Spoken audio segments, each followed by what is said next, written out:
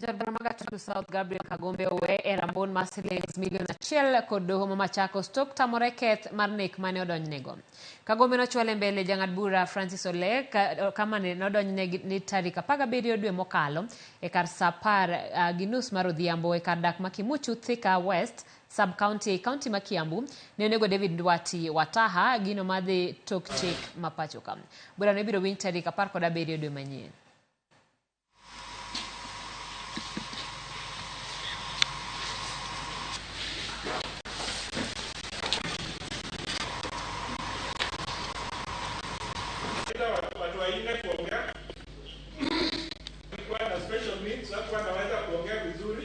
First and foremost, it is the ODPP that made a decision to judge the accused person before this High Court.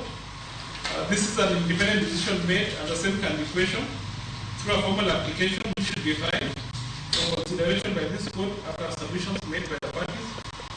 Secondly, having found that bond is a right under Article 49(1) of the Constitution, and same not having been opposed by the DPP, I do grant the accused person on bond of Kenya shillings 2 million with one surety of similar amount, or in alternative, I'll grant him cash bail of 1 million shillings.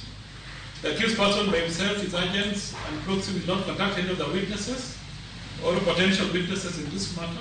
I have taken a plea of not guilty before this court today, and this matter is now perfectly before a court of competent jurisdiction, and therefore I trust that the judicial process is going to take place and everyone is going to get justice, as that is the work of the courts, to ensure that they deliver justice to everybody.